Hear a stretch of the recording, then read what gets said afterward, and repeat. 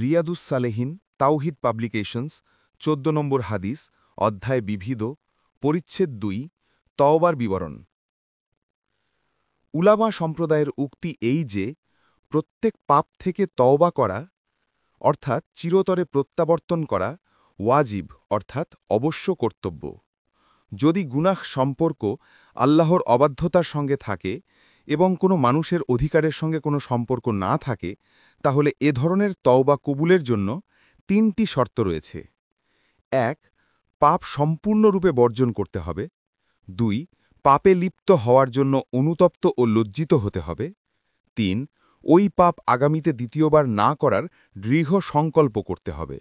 সুতরাং যদি এর মধ্যে একটিও শর্ত লুপ্ত হয়, তাহলে সেই তওবা বিশুদ্ধ হবে না।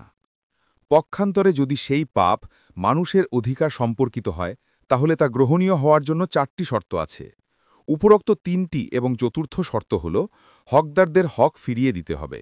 যদি অবৈধ পন্থায় কারো মাল বা অন্য কিছু নিয়ে থাকে, তাহলে তা ফিরিয়ে দিতে হবে। আর যদি কারো ওপর মিথ্যা অপবাদ দেয় অথবা অনুরূপ কোনো দোষ করে থাকে, তাহলে সংশ্লিষ্ট ব্যক্তির কাছে শাস্তি নিতে নিজেকে পেশ করতে হবে অথবা তার কাছে ক্ষমা চেয়ে নিতে হবে। যদি কারো গীবত করে থাকে, তাহলে তার কাছে তা বৈধ করে নেবে। সমস্ত পাপ থেকে তওবা করা ওয়াজিব। আংশিক পাপ থেকে তওবা করলে সেই তওবা হকপন্থী আলেমগণের নিকট গ্রহণযোগ্য বিবেচিত হবে এবং অবশিষ্ট পাপ রয়ে যাবে। তওবা ওয়াজিব হওয়ার ব্যাপারে কুরআন ও হাদিসে প্রচুর প্রমাণ রয়েছে এবং এ ব্যাপারে উম্মতের ঐক্যমত্য বিদ্যমান। আল্লাহ তাআলা বলেছেন, ওয়াতুবু ইলাল্লাহি জামিআন আইয়ুহাল মুমিনুনা লাআল্লাকুম তুফলিহুন, অর্থাৎ হে ঈমানদারগণ, তোমরা সকলে আল্লাহর কাছে তওবা প্রত্যাবর্তন করো যাতে তোমরা সফল কাম হতে পারো। সূরা নূর ৩১ আয়াত। ওয়া আনিস্তাগফিরু রাব্বাকুম সুম্মা তুবু ইলাইহি, অর্থাৎ তোমরা নিজেদের প্রতিপালকের নিকট পাপের জন্য ক্ষমা প্রার্থনা করো, অতঃপর তার কাছে তওবা অর্থাৎ প্রত্যাবর্তন করো। সূরা হুদ ৩ আয়াত।